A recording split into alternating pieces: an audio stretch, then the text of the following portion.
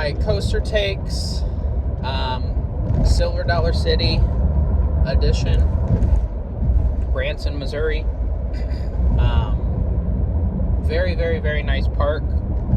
Very similar to Dollywood. How many coasters did they have? 6, I think.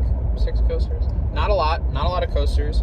But that's not really what the park is about. The park is really about the full experience. It is very much like stepping back into the late 1800s. We started with Time Traveler. Our first experience was not as great as we had hoped. Well, yeah, it's a mock extreme spinner. There's only 2 of them in the world right now. Time Traveler and Ride to Happiness in Belgium. And we had done Ride to Happiness previously. And we really, really, really liked Ride to Happiness. It's my number 3 overall coaster I've been on. It's in your top tier of coasters. Yep. It's fantastic. Our first ride on Time Traveler was disappointing because it's not Ride to Happiness. The difference in the 2 rides is that on Ride to Happiness, first off, there's onboard audio on the actual cars themselves, and the second thing is that there are magnets on the bottom of the trains that on Ride to Happiness they've taken out or they've disengaged. On Time Traveler, they're still there. And so the problem is that you really don't spin on Time Traveler, especially compared to Ride to Happiness. We ended up riding it, 6 times, I think. A couple of the rides we spun a little bit, but nothing like Ride to Happiness. I mean, we had rides on Ride to Happiness where we were like spinning around.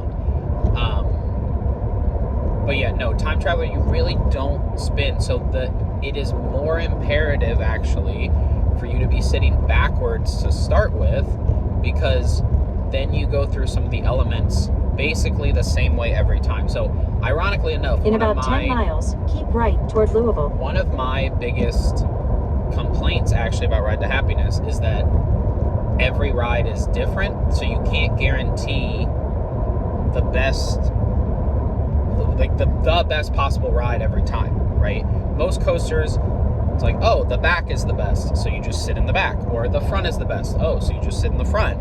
Ride to Happiness, you can't do that because of the spinning. You're not guaranteed to go through each element in the best possible way.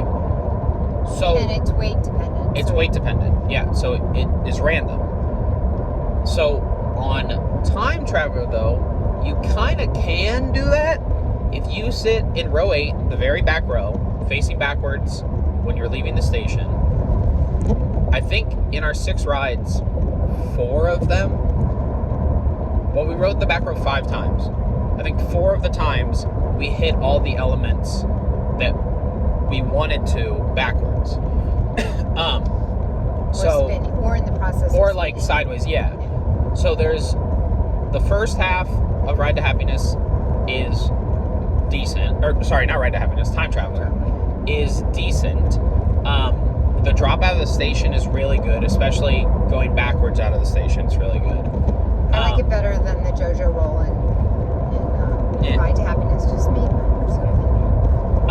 And then you hit a stop for the first launch, and there is a section at the end of that, like after the launch, the second section of the ride, there's a part where you do a twisted airtime hill into a turn and then into a corkscrew.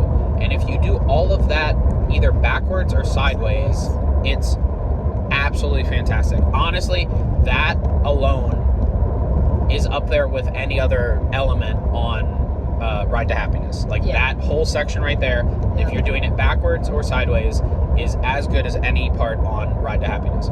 I would also say the drop out of the station might be as good as any part on Ride to Happiness.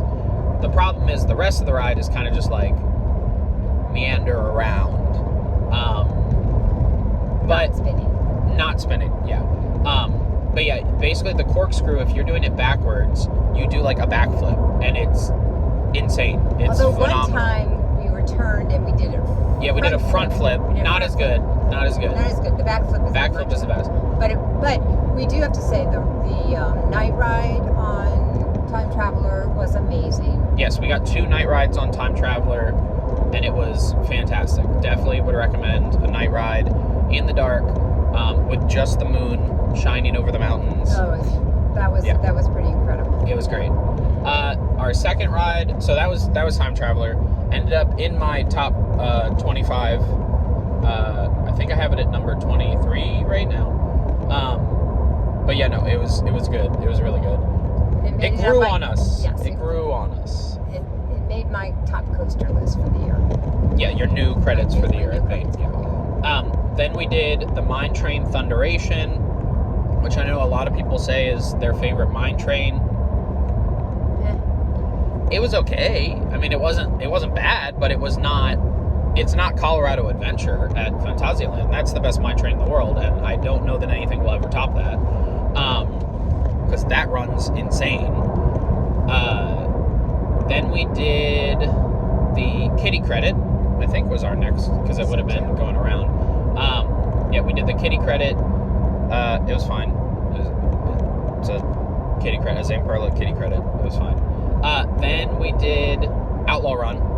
Oh, no. We did Fire in the Hole. I love Fire in the Hole. I'm not sure why it counts as a coaster and other things. Is there a drop? But Is there multiple drops? Then that's a roller coaster. It is half dark ride, half roller coaster. Think Pirates of the Caribbean, but instead of on a boat, you're in water, or you're on a coaster. And So, you do get wet. Whereas you do Pirates get of wet the at the Caribbean, end. you don't. Yeah, you get wet at the end.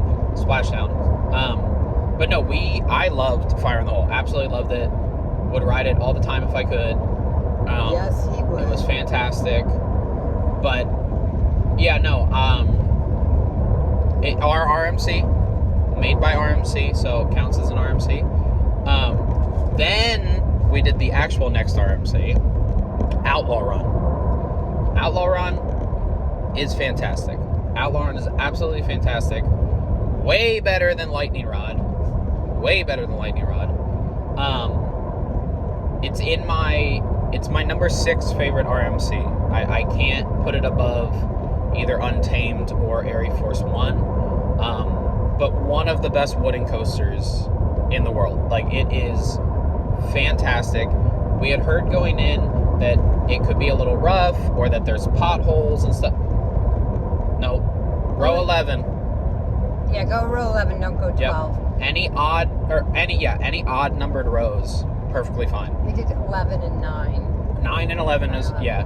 But 12 we did one time, and it was definitely more rough than 11, but it still was not horrible. But if you can choose, pick 11, because that's the best row on the ride. It runs so fast. And do a night ride. We did multiple night rides. The only thing is, it is a little short. It is not a super long ride, but it is absolutely fantastic of a RMC coaster. My favorite in the park, ended up at number 17 in my rankings. Yeah, it's fantastic. Then we did Powder Keg. Another. Oh, and the lines for Outlaw Run. Oh, yeah.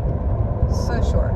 Like, it did go down a couple times, but wait in the station because it'll come back up. Yeah. Then we did Powder Keg. Powder Keg, fantastic launch coaster. I don't know why it doesn't get talked about more by people. It was pretty amazing. Really, really good ride. Especially because it was completely like refurbished, redone by S&S. They took a water ride and made it into a coaster that has both a launch and a lift hill.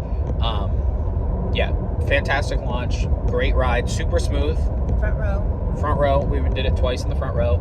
Super smooth, like really, really smooth. Really beautiful setting too for that ride. You can see the valley and the river that runs through Branson from that ride. Yeah, really, really, really like that ride.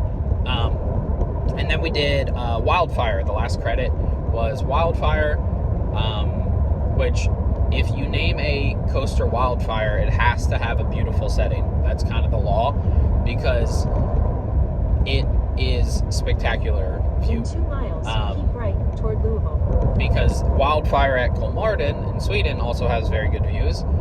So yeah, if you name a coaster Wildfire, it has to have a fantastic view. Ride was fine. I mean, it was just a B&M looper. Like, it's fine. It's not anything special necessarily. But the setting for it is absolutely spectacular. Otherwise, we did they have a shooting dark ride that's a boat. Pistols. Flooded mine. Yeah, the guns that you use to shoot are shaped like pistols, which was interesting.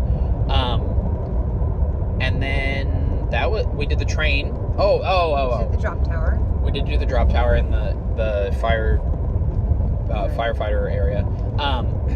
The train is interesting.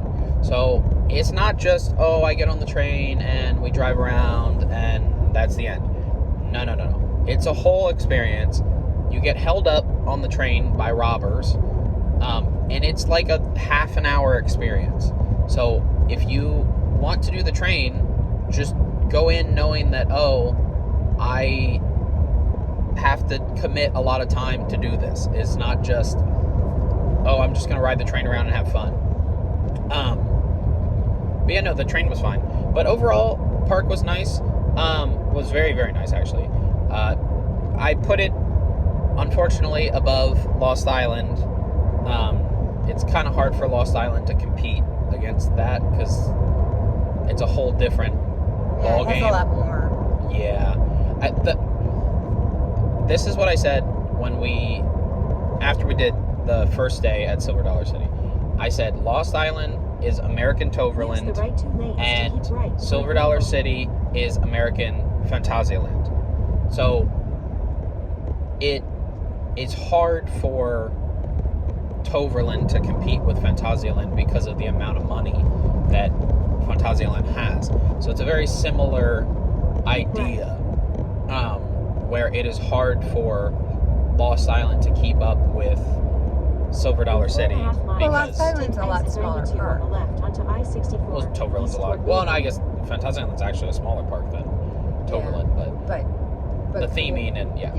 But yeah, no, really enjoyed it. I will say the cinnamon bread not as good at Silver Dollar City as at Dollywood because they don't make it on site. There's not a mill that they're making it in, so I was upset that it wasn't as good, but it was fine. I mean, it was still good, but it was not as food good. was pretty good there And cheap. and yes, very cheap. inexpensive. The merch was cheap as well. inexpensive. Yeah. But they had the best signage. They had chalk painted signs for the restrooms, yes. telling you how many steps. Thumbs up, lots of On the restrooms ground. on the ground.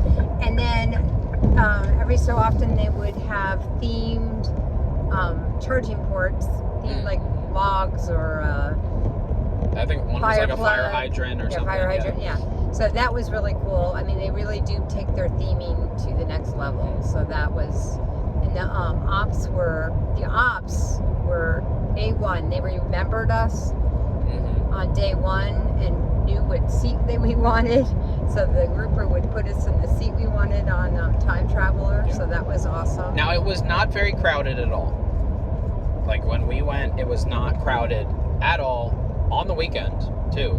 On Saturday, yeah. Saturday and Sunday, both. Sunday was really not crowded. Saturday was more crowded in the morning. Yes, but it still was not. Yeah. I mean, wasn't terrible. the longest we waited for anything was maybe 20 minutes. 20, yeah, for like the train. And that was because it had to come back. Like, we really did not wait much time for anything. But yeah, no, the park, definitely would recommend people to go to the park. We did not get to the cave tour. Ran out of time. So we'll have to do that at some point. But yeah, no, definitely would recommend Silver Dollar City. Enjoyed. And we did 3 mountain coasters in Branson. We also did, the 3 mountain coasters in Branson. 2 of them were okay, 1 of them was bad. I don't remember which one was which. One of them super janky, and it stopped me multiple times while I was going. So In 2 And I did miles, not take have the exit same 92 on the experience that left he onto did. Janky, though. I-64 It was east toward janky, Louisville. but I didn't get stopped. yeah, I think he was having trouble with his car. yeah, Plus, I'm not quite sure. Yeah, what's I'm not going quite on. sure what's going on with that. But anyway. But we are headed to Six Flags St. Louis, and we will let you know what we think of that when we are done with there. So, bye.